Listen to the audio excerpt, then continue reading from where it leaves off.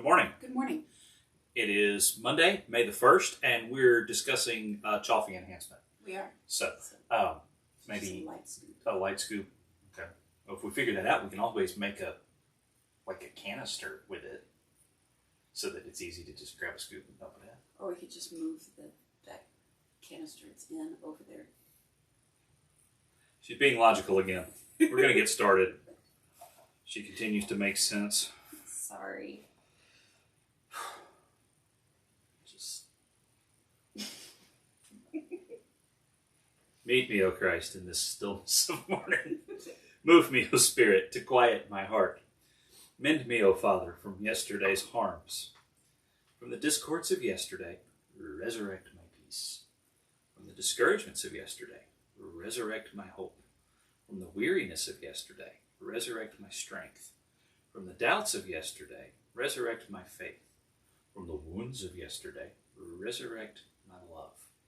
Let me enter this new day aware of my need and awake to your grace, O Lord. Amen. Amen. Why are you here, Kat? Okay, anyway. All right, so it's Monday, so we're going to talk Beatitudes. And we are upon the one kind of in the middle, isn't it? Yeah. I didn't count to make sure. But It's verse 7 in the 3 to 11. So No. yeah, it's Okay. pretty much. So what is our Beatitude? Blessed are the merciful; they will be shown mercy. Okay, blessed are the merciful, for they shall be shown mercy. Isn't mercy for the weak though? That is kind of the way our society operates, and that's also the way Roman society operated. That mercy is something that shows weakness. And strangely enough, the other thing about mercy is that you have to be in a position of being stronger to show mercy to someone. This is where you get in youth sports baseball. A lot of times there is a mercy rule that once you're up 20-0, things happen to accelerate the game and get it over with. But that's not even really mercy, because that's we'll just put you out of your misery. Mm-hmm. And I don't think that that's actually merciful, the mercy that we're talking about here scripturally. What you were about. Well, I was just noticing that you said something about mercy being you have to be in a position to give mercy.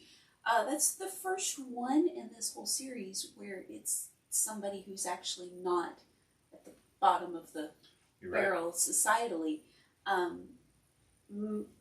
Most of the people Jesus has been talking to up until this point, poor in spirit, those who mourn, the meek, those who hunger and thirst for righteousness, would all be the ones who were a little more disenfranchised sociologically. And so now you're telling, blessed are the merciful. And so you're addressing a different crowd, really. Or a different portion of the crowd. A different portion of the crowd. Although it's not uncommon, even in those lower, it's not to give mercy to each other. To find somebody that you have power over, like you have power over someone this week that maybe you won't have next week. But you're right. This would apply much more to people at the top of the heap, and perhaps it's also a reminder to the meek. Hey, by the way, when you inherit the earth, you're supposed to be merciful. Mm-hmm. Not vengeful. That makes sense. Yeah. So I think that there's a lot packed. This is a short line, but there's a lot packed in it, because it's a reminder. If you've got Roman centurions in the crowd, that hey, by the way, someday you might need mercy, and if you haven't been merciful, you probably shouldn't expect it. And I think Jesus kind of reinforces this later on when he tells a parable about a servant who owes an unpayable amount to his master, and his master says, all right, I will forgive you that amount. But then he goes out and finds somebody who owes him, doesn't even owe him a full combo meal, just owes him the burger, doesn't owe him the fries and the drink, and attacks him and, beats him up for being short a cheeseburger. And so the mercy was withdrawn. So the his opposite mercy is true. was withdrawn. He failed to be merciful, having received mercy. But that, again, that feels countercultural. If I give mercy out there, if I'm merciful to this person, it might come back and hurt me. And Jesus is saying it will come back to bless you. In the long term, it comes back to bless you. Does that mean that it's automatically going to come back smoothly on the front end? I would say no. Right. Because it is countercultural and counter to societal expectations. A lot of what Jesus talks about here is long-term reward for current, almost current suffering, current doing the hard thing right now. Do the hard thing right now. And I think this is probably a good time to also drop in this observation. Being merciful, first of all, should be defined properly of not seeking vengeance and perhaps not even automatically seeking the full retribution that someone is due. That's not even vengeance, but is even a rightful. It is allowing them the grace to move forward with their life and to learn and grow forward in their life. It is not to allow someone who has used you as a punching bag for the last week. It is not merciful for you to turn around and say, okay, beat up on me some more. Mercy, while mercy will cost you something, this is a problem. This is a part of the Beatitudes that does get abused, and it tends to end up in the mouths of abusive people to demand things of others. I'm just going to teach you how to be merciful so that in the long term you'll receive mercy, because you have to forgive me. You have to be merciful, and you have to let me keep doing this to you. And that's not mercy. That's not of God. That's not merciful, and that's not of God. First of all,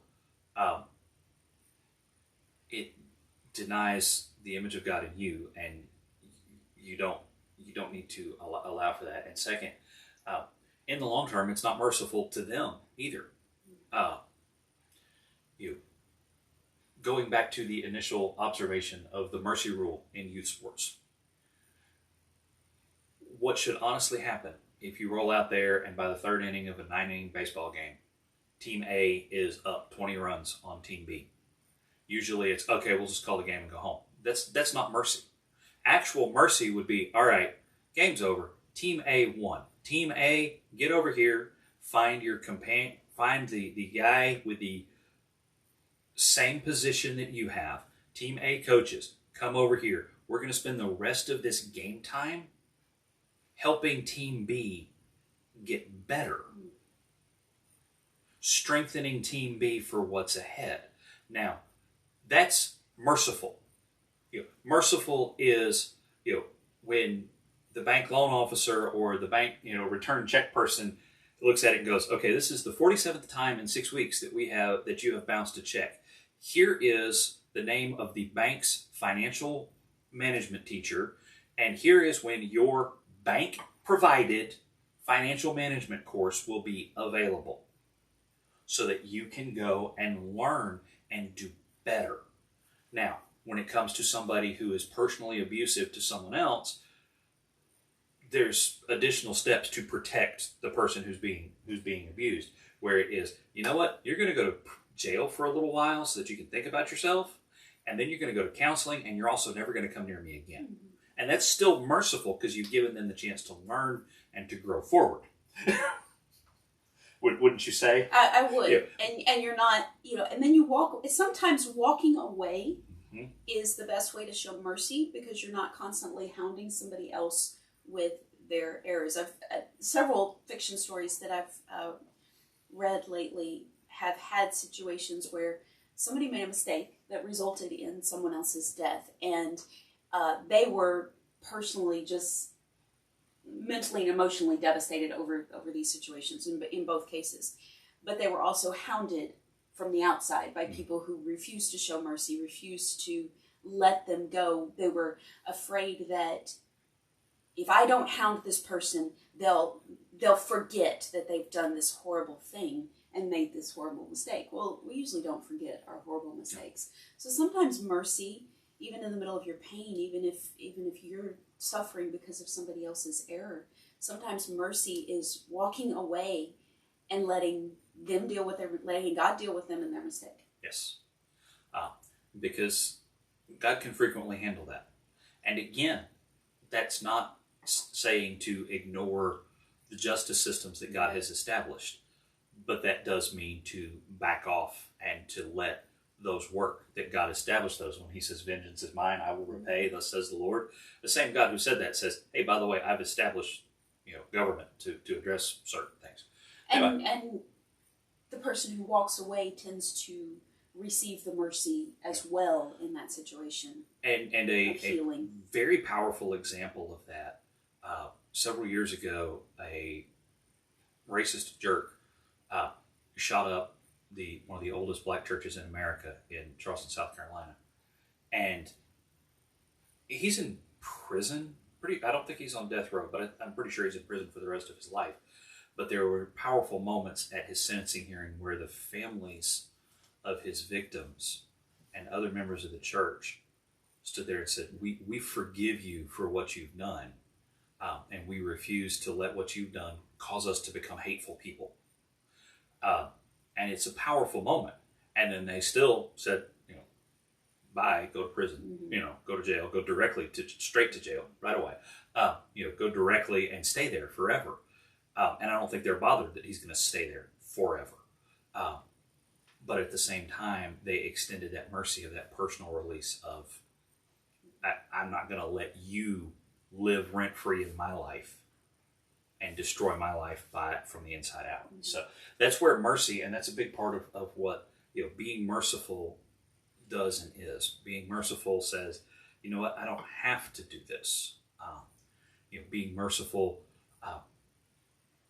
I've known folks, I've known ministers who have, when members of their staff team have quit and gone elsewhere, rather than being merciful and saying, okay, that's over, and if somebody calls, I'll tell them that, he was or wasn't a good employee, she was or wasn't a good employee. But they've actively sought out, oh, that church hired him, I'm going to call them. And it wasn't about any kind of wrongdoing or anything.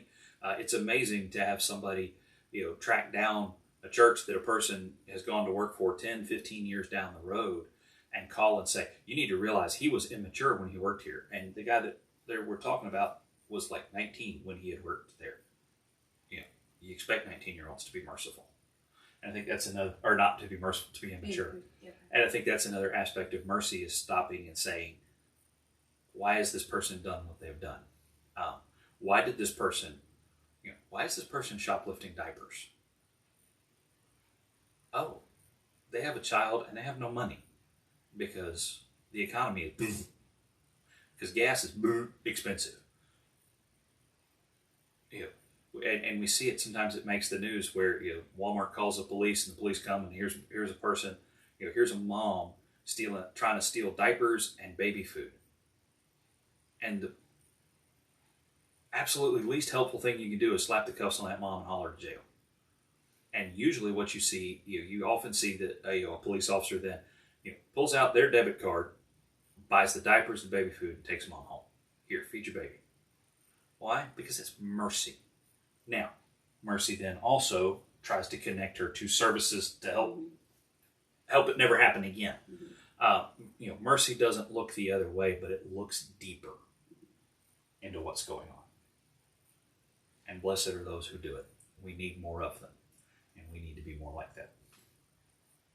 Anything else? I've been monologuing. It's fine. Sorry. Thank you for your mercy in my monologuing. You had stuff to say. Yes, but that didn't give you space to say stuff. I said my stuff. Okay. All right. Well, we'll wrap this party up. Tomorrow we'll talk about music. I don't know what we'll say about music. But we'll talk about music. So, have a great May Day. Blessed are the poor in spirit, for the kingdom of heaven belongs to them. Blessed are those who mourn, for they will be comforted. Blessed are the meek, for they will inherit the earth. Blessed are those who hunger and thirst for righteousness, for they will be satisfied. Blessed are the merciful, for they will be shown mercy. Blessed are the pure in heart, for for they will see God. Blessed are the peacemakers, for they will be called the children of God. Blessed are those who are persecuted for righteousness, for the kingdom of heaven belongs to them.